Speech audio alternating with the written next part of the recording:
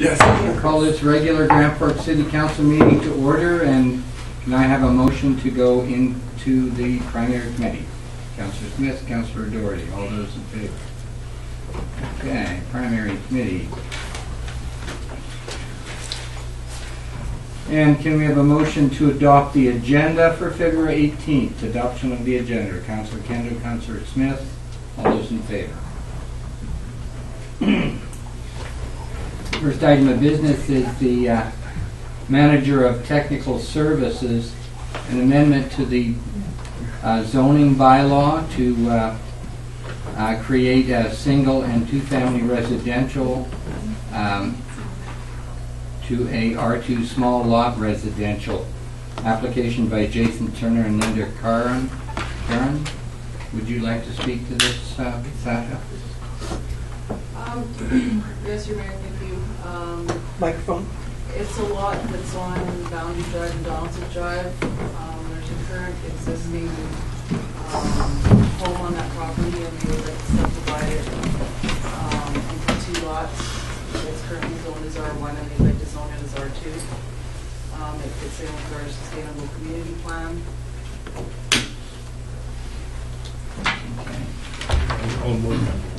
The motion is then that we council direct staff to draft the appropriate zoning amendment bylaw and proceed by publishing notice. Seconded by Councillor Krog. Discussion. Councillor Krog. I really like the idea of infill. Yeah. So that we're not stretching out utilities and the stuff. So it goes along with the sustainability stuff that Councillor Smith and I just got back from. Can I hear you back here? And that's that. So it is I just said I liked it. It was good. another Sorry, infill option based on these ones. Yeah. Any further questions, comments? Ready for the question? All those in favor? Opposed? Carried. And the next item is the visitor guide, visitor information. The Boundary Country Visitors Guide we have advertised in for a number of years, and the recommendation here is that we receive the corporate officer's report and we discuss and determine our direction with the presentation to our next March 4th Committee of the Whole meeting. So this would move it to the agenda of that first March 4th meeting and give it adequate time to be discussed in detail. Councillor Smith seconds. Councillor Wyers was the mover. Discussion. It's a good example of a topic that needs that kind of time for us to discuss, and this will give it. Question. All those in favor? Opposed? Carried.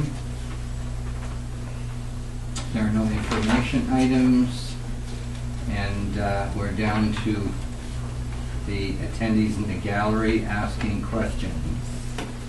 Any questions from the gallery at this point up to now? L. Derbyshire, just wondering what you're doing with the deer problem. Could you sit at the thing and nobody can see you? Oh, okay. Yeah, just wondering what you're doing with the deer problem. I live on 68th Avenue, and we've got two people there feeding the deer. And 4 o'clock every day they show up like it's feeding time. And they're being hit by cars. What can you do about it? Well, we do have a no feeding bylaw. I know, but has anybody ever been charged?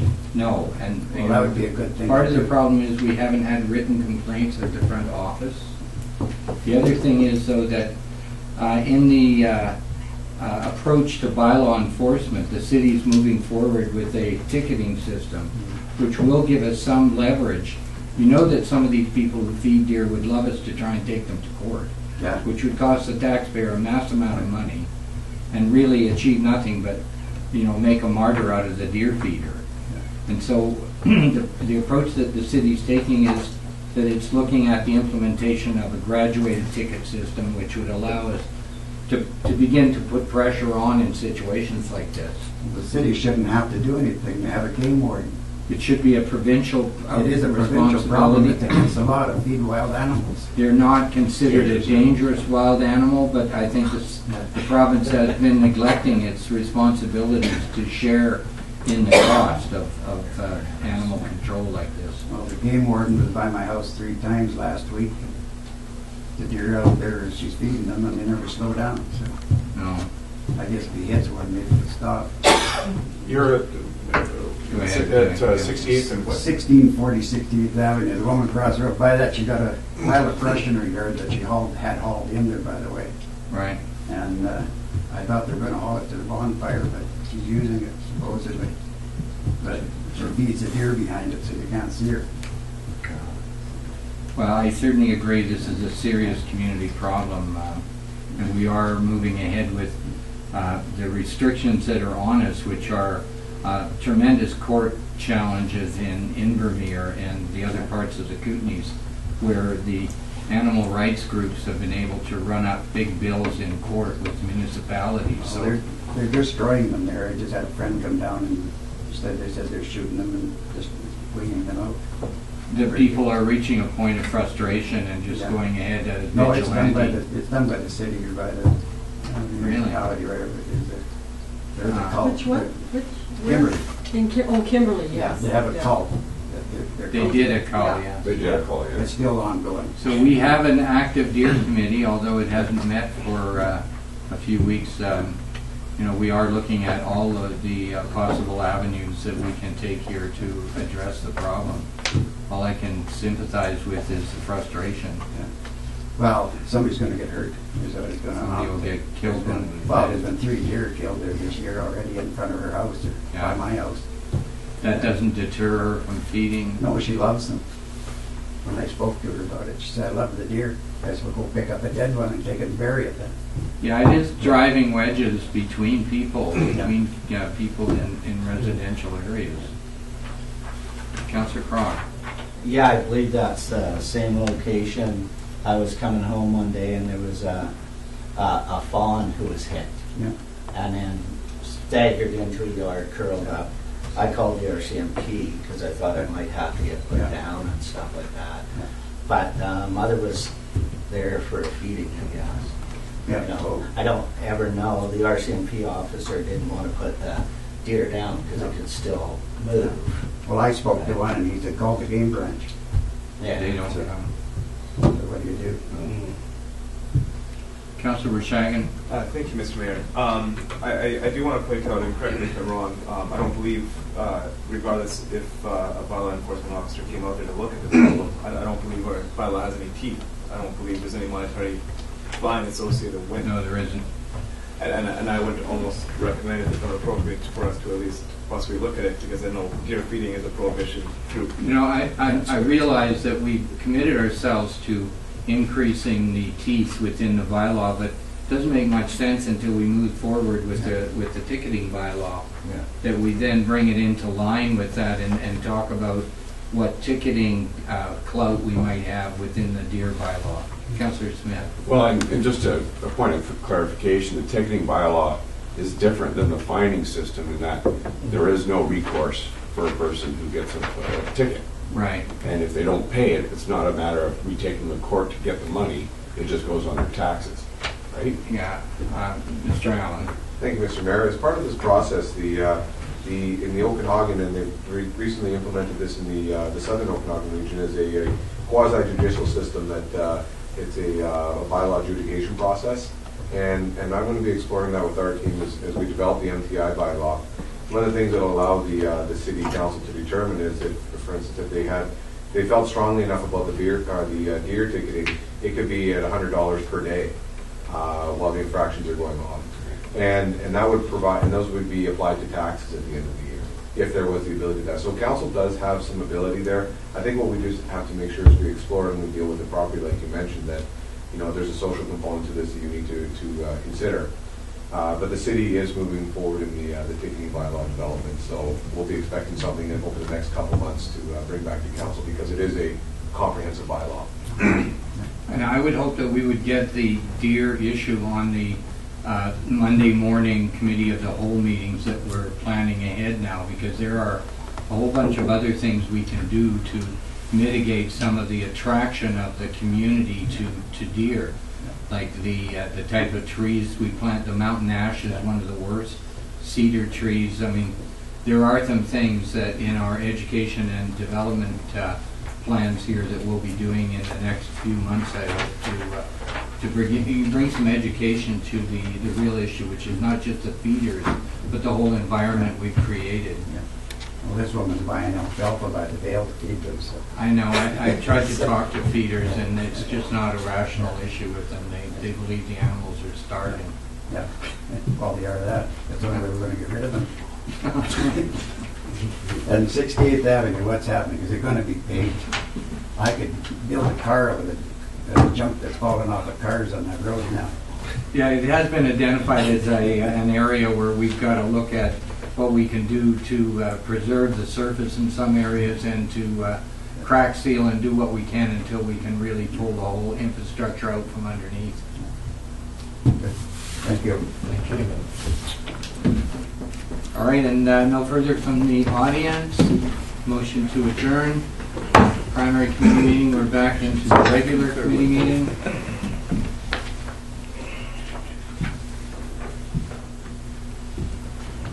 And the first item of business is the February 18th agenda. A motion to adopt the agenda. Councillor Kendel, Councillor Smith, all those in favor? And the minutes of the February 4th regular meeting, motion to adopt. Councillor Smith, Councillor O'Doherty, all those in favor? Carried. We have reports from council is the next item of business, starting Councillor Smith. Sure. On February 7th, I attended with the worship conference call with respect to the woodlot, and it sounded like from the discussion there it was very positive, and I'm hoping we can move forward on that. Regional community tours, yeah. And so I understand that Director McGregor is going to head up the team to investigate that further. And on the 10th, I was over at the credit union to participate in the unveiling of the family-friendly business program, where businesses can voluntarily participate in the program. They get a little decal on their window, and two of the criteria for being a family-friendly business is having a clean, accessible washroom, and then having a place for a nursing mother to sit quietly and feed her baby if she needs to. And then being family-friendly, it's also good for seniors, and as we have a aging population, this is kind of a good program all the way around.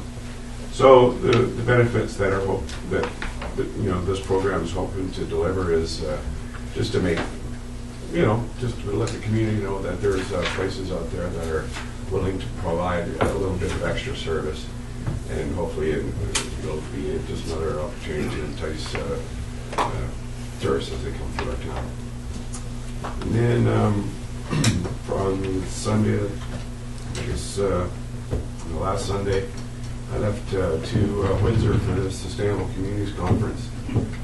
Was there for a week. I got sick from a bug on the plane. It kind of knocked me out a bit, but I did attend as many as the sessions as I possibly could, and I got a lot out of it. I haven't had a time to write up a more detailed report on what I got out of that, but I'll have that for March 4th. That's my report. Councillor Krog.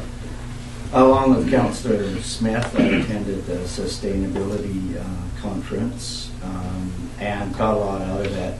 So much information, in fact, that I just got back on Sunday and haven't had time to normalize it into a report. I was planning on bringing it forward for the 4th. And the one thing I must say is that even though Councillor Smith was looking like crap for most of the thing, he was doing his part as sitting in and taking notes and attending all the sessions and stuff. I just wouldn't sit near him.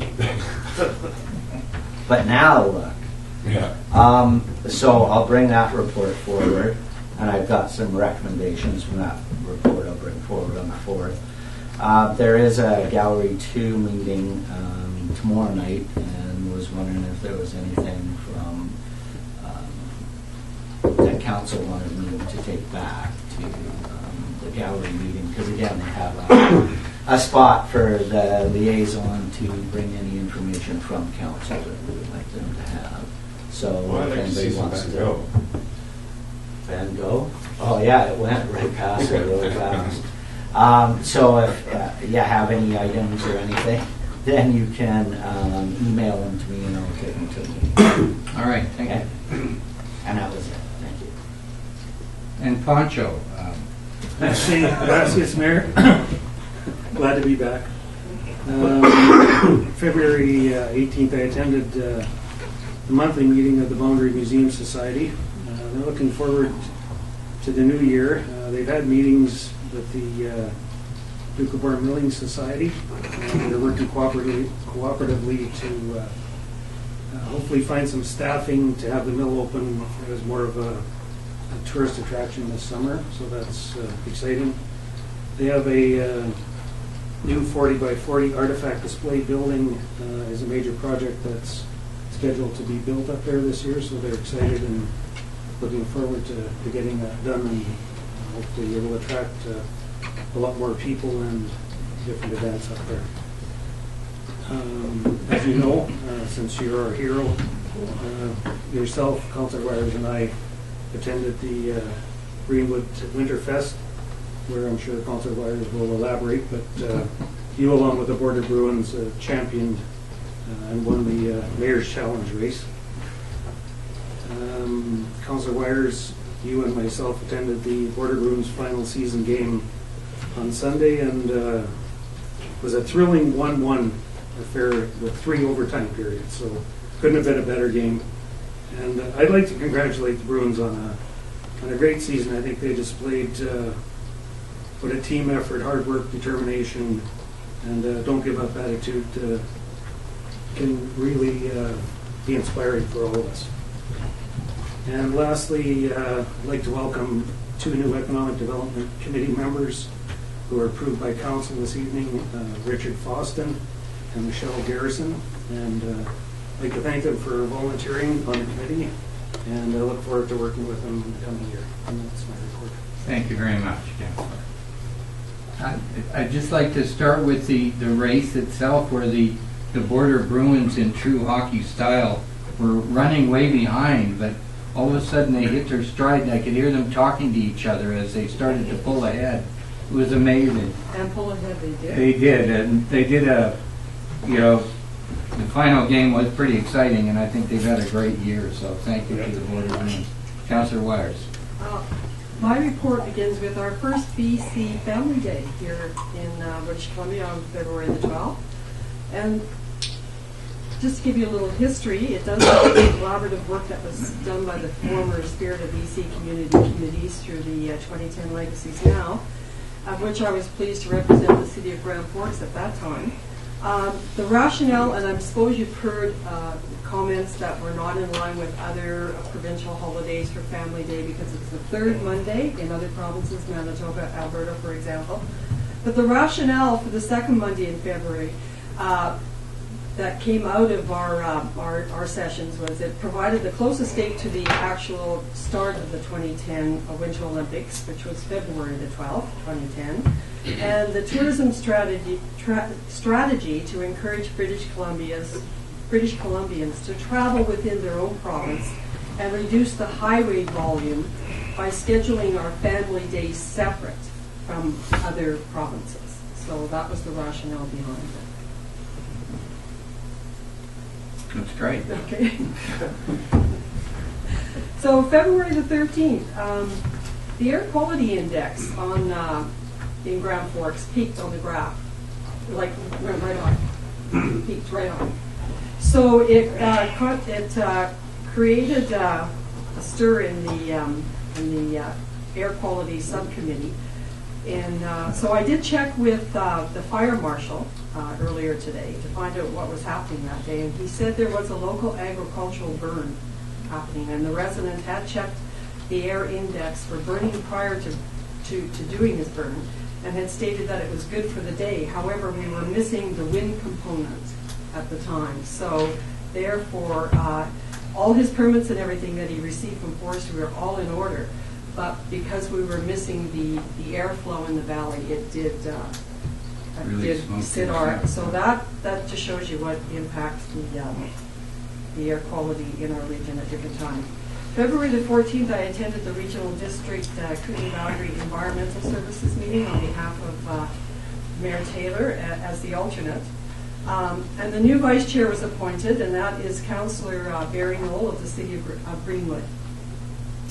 So one of the topics, of course, was the closure of the 5 unattended waste transfer stations throughout the region. And that's in Bridesville, Westbridge, Jewel Lake, McCrae Creek, and Texas Point, and with a proposed effective date of May the 1st. So the final decision will be delayed for a vote at the Regional District Board meeting in March in Trail. Options are listed in the communication plan, and there's a private sector options for collection, and they'll be paying their own tipping fees. The pull-out locations were no longer available by the ministry, and alternate locations would have had to have been negotiated, so it was just totally financially unviable for them.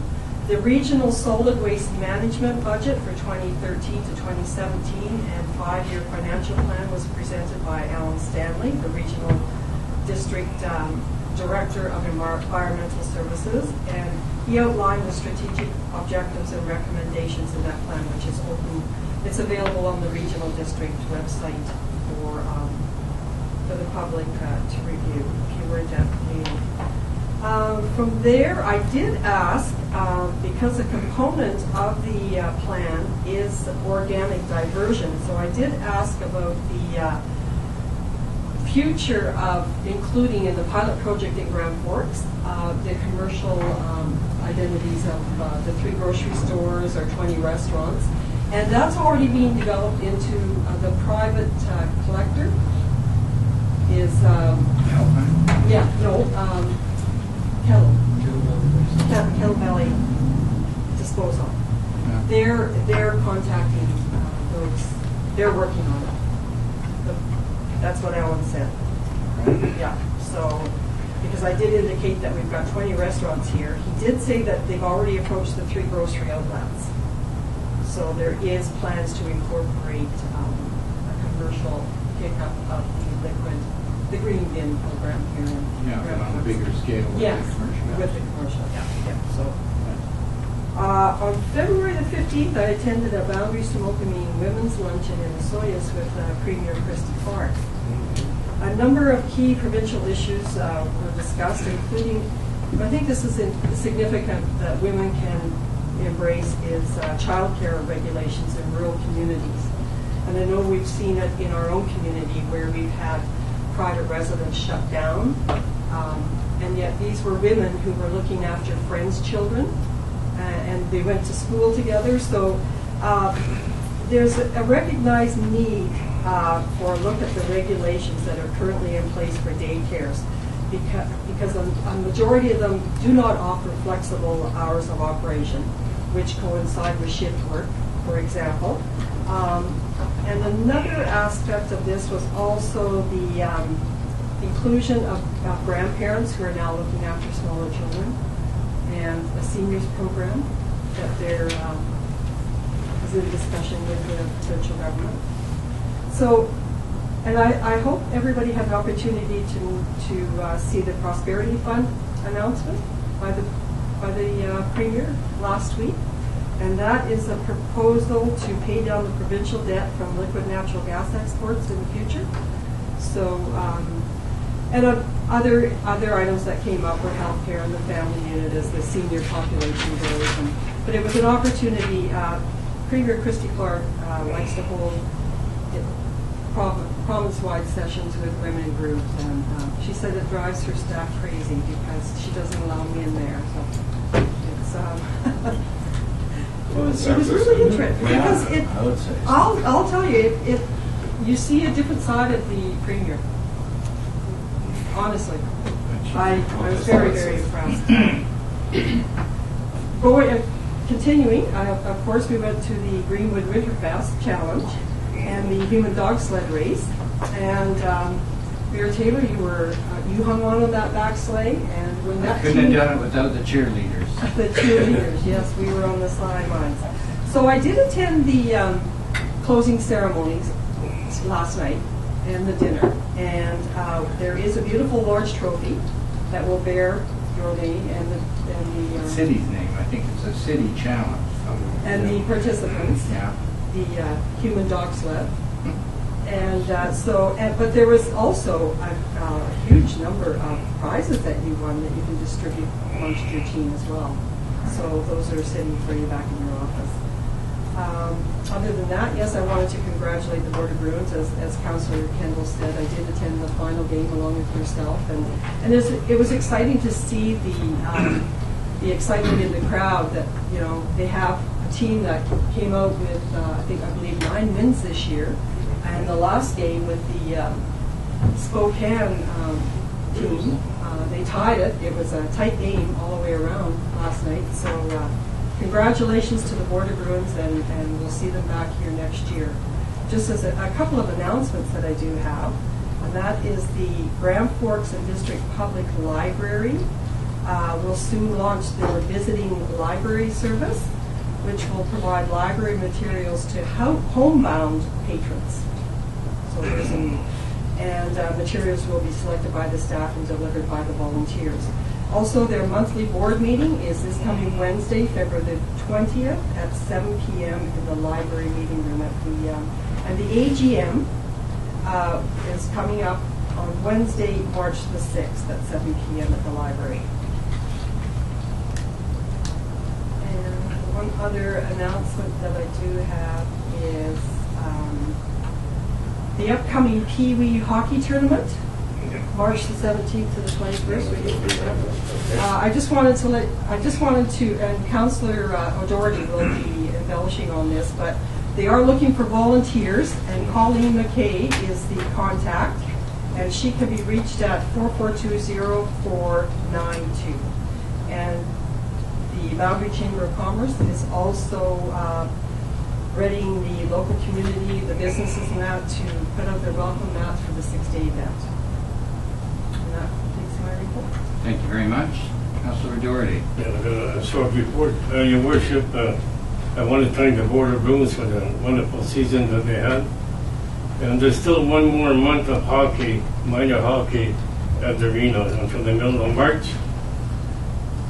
And 2 weeks ago, Your Worship, I met the president of the GFI with Councillor Gary Smith and the administrator, Doug Allen, and discussed about the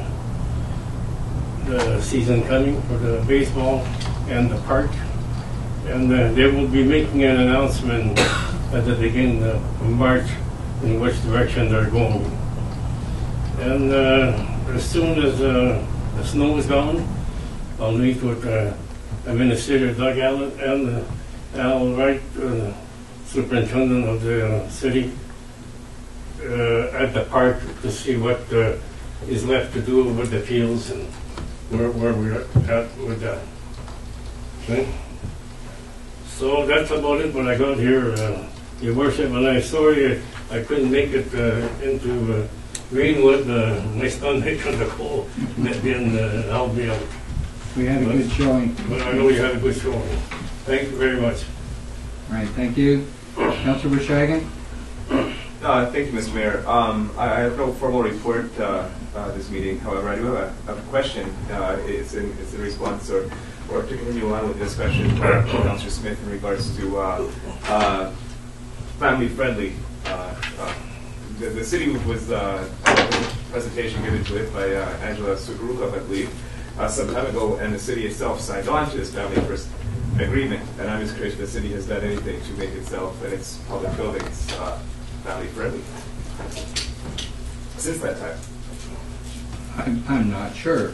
Could I ask our CAO, have we family friendly, any part of our operation? So, Mr. Mayor, formally, I don't have an answer for you on that, but I can bring one back for March 4th, because I'm not aware of the agreement, and I'm not aware of the extent of which the budget reflected that. What expectations? And what the expectations were, and if there's a plan of action on that. So I could definitely research the information and have it back to council in March. Great, thank you. Councillor Krog and then Councillor Smith. To that. Yeah, no, that's great, yes. Oh, okay. Absolutely. Yeah, I forgot to mention that Gallery 2 is having their masquerade ball on the Saturday, the 23rd, so that'll be the second annual, and it sounds like it should be a lot of fun. The other thing is about the dog sled race. Nipper, the mayor of Greenwood, has there's a weight issue, so did they put some handicap on it, like throw some extra weight on there? He actually fell off his sleigh about Oh, halfway did he? down. Barely got back on when he crossed the finish line. So It was messy. it was a messy Yes. race. We'll have to be challenged next year. Councillor Smith, you forgot. There was one thing I forgot to bring up, is that our upcoming Economic Development Advisory Committee meeting, which is in a week or so, we had determined we wanted to bring a fellow in from the Southern Interior Investment Fund named John Drove. One of our members has offered to host him at her house, but our committee would like to cover his other expenses in coming. So again, I don't know what the ceiling or threshold is in asking the council to support our, making decisions about this sort of thing. And this So, is not the first time you've tossing it out there. introduced it to council, so I think we're well notified, and I don't think it's going to be an outrageous amount. No, it's probably a couple $100. Yeah, just for so gas and travel council's and okay with no formalizing that at this point till you get the exact figures? Okay, good, looking forward to that. Any So further I don't from need a council? motion then?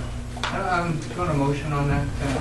Mr. Mayor, I think it would be I think it would be better for us to have a motion because we don't have a detailed budget in there. We do have a line item for the committee, Yeah. but just having the resolution of council to cover the expenses of the individual with the Can we take a So- guess then at the Yeah. expenses? No.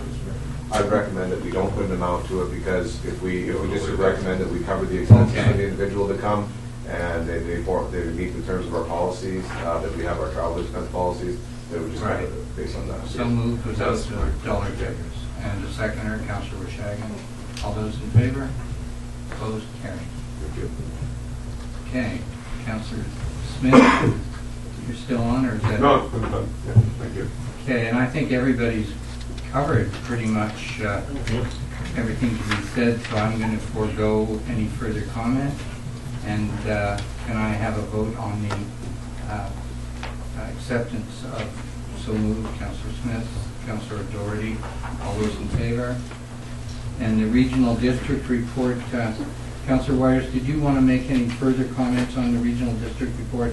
I went to the PEP, the Personnel Committee and Policy, but there's nothing I have to report on. No, and I just reported on the environmental, Closing of the stations. the closing of the That was a stations big is issue. coming up, and also the regional solid waste management budget Right. for 2013 and 2017, and the 5-year financial plan is available on the regional district website Okay. for the public to review, which is quite extensive. But I think the key thing there was the green bin project that we have in our community, and the inclusion of, Commercial. yes, that they're already looking into it. Okay, so we covered the commercial or the regional district items within the other report. All right, accepting the councilor's report, all those in favor? Opposed? Carried.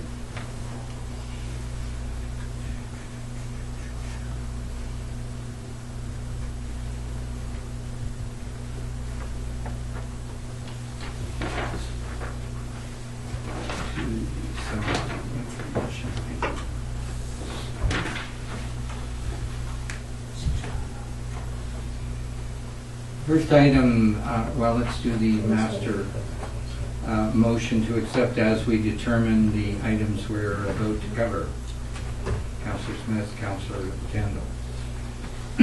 City of Township of Langley requesting the city support for an amendment to the agricultural land use regulations. This has got a different twist to it because it does have something to do with what has happened in our community, where we traded the ALR inclusion of the airport for an exclusion of parcel Z. So, Well, I'd like to. Councillor Wyers? I'd like to make a motion at this time that we do send a letter of support to the Township of Langley, supporting their request for amendments to the ALR regulation that currently impacts the future development of a number of airports in British Columbia, including Grand Forks, where these airports are currently located on or part of ALR restricted use lands. Seconder for that, Councillor Smith. Further discussion? Can I ask if there's any comments from our CAO on this one? At this point, no, Mr. Mayor. Okay. Ready for the question? All those in favor? Opposed? Carried. Correspondence from Grand Forks Minor Hockey Association requesting financial support for the 2013 Pee Wee Tier 4 BC Hockey Championship. So they did talk to me about, more specifically, about dollar requests here. We're hoping that we'll match the kind of contributions that they are getting from the regional district, from grant and aid, and looking for something in the neighborhood of $1,000. This does have economic impact in terms of bringing business and activity into the city, and organized by a lot of volunteers. Councillor O'Doherty, did you want to speak to this matter? You're asking for $1,000? That was just verbally what I had. Where will it come out from to you and to the administrator? Asking whether or not that's a reasonable request, $1,000. Mr. Mayor, I would like to suggest that council refer back to their grant and aid policy that we currently have.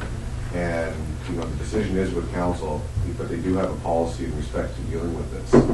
At this point, I don't think the timeline is for the intake of this grant meets the timeline according to our current policy.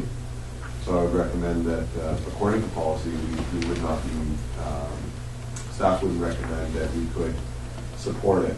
And I'd have to get the information back to Mayor and Council on this. But we have been discussing this topic, grant and aid, over the last little while, and there is an uptake for these types of applications. We've talked about how we can deliver this type of service, but there is a policy in place for council to consider this. Now, it still does sit with council to make a decision outside of the policy. Councillor Wirischagin? Oh, I thought you had. No. It was just expression of concern. Councillor Wyers. So is there any flexibility, through you, your worship, to the CAO, is there any flexibility for maybe advertising or promotion of a nominal fee of, say, maybe $300? I don't see any opportunity to buy into advertising on this at this point. There are some in-kind things, I guess, that we may be asked to do in relation to this matter. But, no, I'm not sure that there is. Councillor Krog. We should be referring this back to the discussion that we're going to be having about grant aid policy. Right. Which is it going to be on it through you? Is it going to be on the agenda for the 4th? The grant and aid policy? Yeah. I don't know whether we will have enough room on the March 4th. We've got stacking up quite a few things on there right now. This is a fairly immediate request from this group. The tournament is coming up. So I see no motion on the floor. And moving on, correspondence from the school district concerning the deer population and droppings on the community school grounds. This again is being referred back to the deer committee. BC Seniors Games Society correspondence, request for financial support for the annual games in Kamloops. This is provide advertising support in the past, and the amount of advertising that we did was in the amount of $400.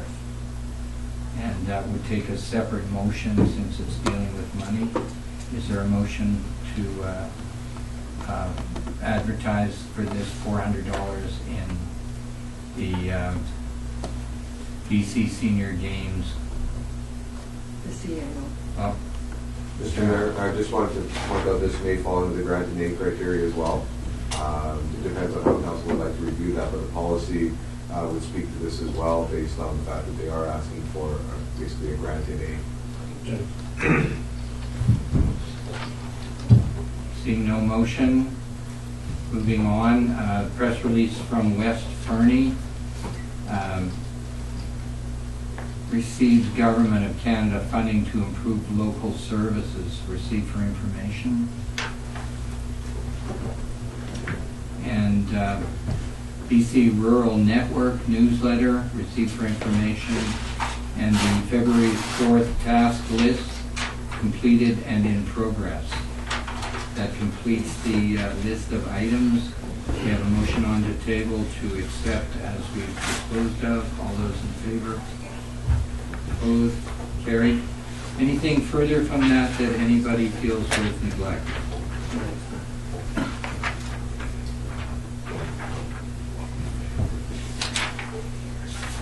Seeing none.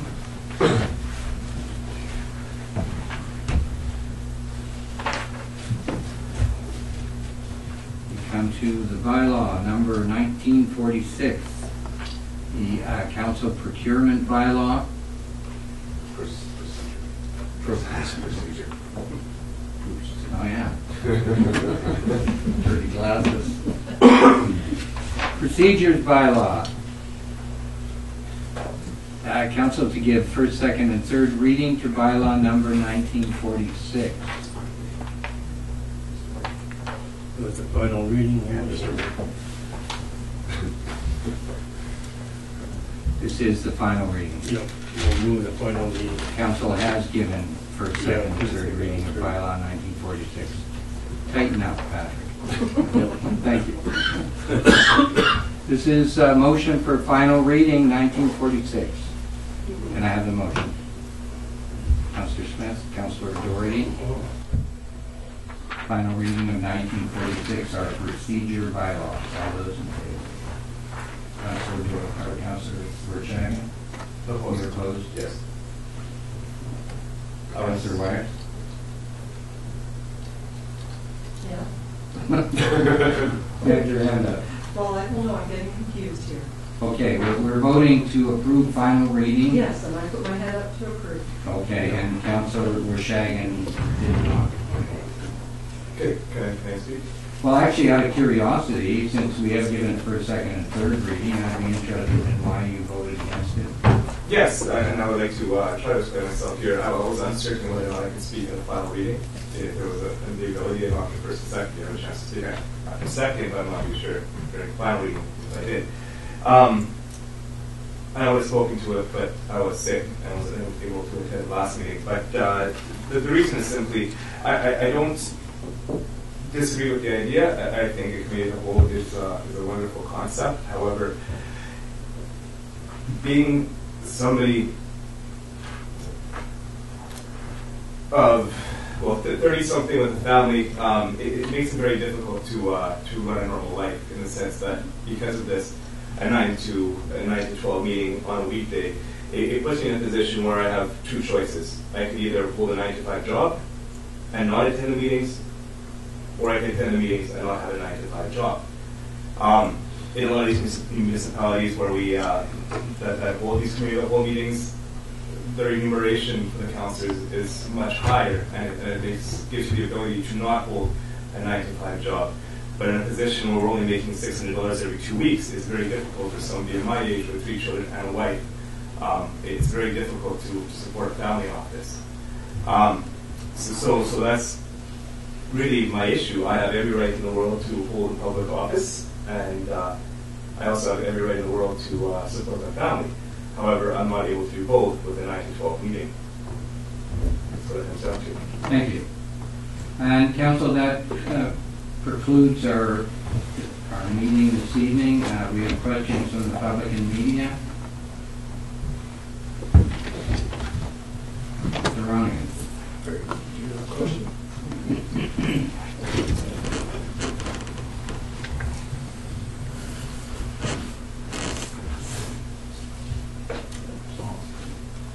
Thank you, Mr. Mayor.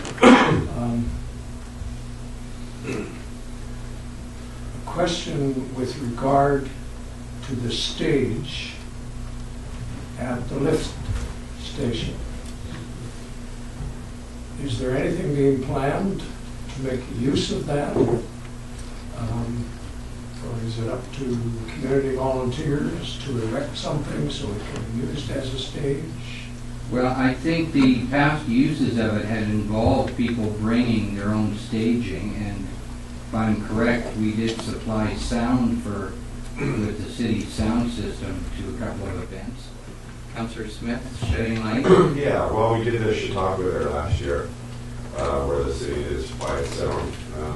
We lost power there, and one of the theaters supplied panels, for backdrop and whatnot. And there are plans for another one to happen this year. And, as the musician guild kind of builds itself up, they'll be looking for opportunities to use whatever facilities we have available. Councillor O'Doherty? Yeah, and the music in the park are going to use that this year. They will be moving down. Yeah, that's our plan. Good for them. As far as putting a roof on it, that has been discussed, but I don't think we've got a design or cost for it. No, I recall that when, Councillor Wyers was here, some research was done and some requests were received from the arts people Yeah. for suggestions, if nothing else, maybe wires or something to hang curtains on. But it's You're bringing it to our attention. it's Councillor there, and after the landscape, it's a nice facility. Yeah. And I think, I'm not sure if our manager of technical services could let us know what, if there's improved scrubbers for the odor, because their odor was a bit of an issue during the I thought shot. we had addressed that last year already. Had we not kind of conquered that evil? My recollection is that there was the ability to add an extra scrubber should it be required, that's not a great cost. Okay, I'm not up to date on that. Yes, Mr. Mayor, we actually have been talking about it, but we haven't actually put that into place yet. Okay. We have the potential. Yes. Is it a reasonable cost? Like, can we do it, or is it something Well, like that? I don't know, kind of a quick question there. I'm not sure what's happening with, but we could explore that further. Well, we'll have to budget for that. Right. Thank you. What is the status of solar Grand Forks? We heard a fair amount of that when Councillor Wyers was seated there. I've heard nothing in the past year except that Car race. there may be the contest to build little cars, maybe rerun. Councillor Smith. I had a meeting with Paul Nard, and I think we reported that at the last council meeting, because he was basically the champion for the solar thing, or still is, in many respects, and is doing the solar car competition again this year. Solar BC was a program set up by the federal government to advocate, the interests of communities that wanted to go solar or put in solar programs. But they've since gone defunct and all the funding has been withdrawn. So while these initiatives were started in different communities like ours, where we're a solar community, there is no further assistance or backing by the provincial government to move forward. So it's kind of an empty shell right now. However, that being said, Paul and I have had that discussion together, and I think with some other members of the Environment Committee, we'll still continue to look at how we can improve our solar status. Is there any way in there that we can tap into the $1 trillion gas fund? Absolutely. How hard can it be? I'm aware of an initiative we took to encourage the solar readiness to be an expectation of anyone funded by Canada Mortgage and Housing funding. Is that in place at this point? What's that? Solar readiness expectation in the building bylaws for CMHC funded. Oh, The city has nothing in its bylaws about solar readiness. I don't believe we do at this point. Question about the nephelometer data. It's being collected. What will eventually happen with it? Councillor I Wyers. can speak to that. Thank you, Roy, for asking. We do have a conference call scheduled tomorrow here at noon with Ministry of Environment, MOE, Mr. Dowling, who is part of the Environment Committee circulation. IHA, the air quality representative out of London, will be on the conference call, as well as Alan sitting from University of Victoria. So the graphs and that will be presented that we've collected to date, and the next steps, with the hope of reaching some next steps and what information what can be done with the information we've acquired so far, and what is our next step. Yes, that's my major question, Mr. Mayor, is you've got the data, it's going to tell a story, but what can be done to reduce the emissions in those hotspots? Right, which I'm assuming we will identify as we put the data. Yes, together. and that's where we need the expertise of MOE, who currently do not have the personnel to assist us. So we're hoping that something is coming out of the new budget that will be coming out.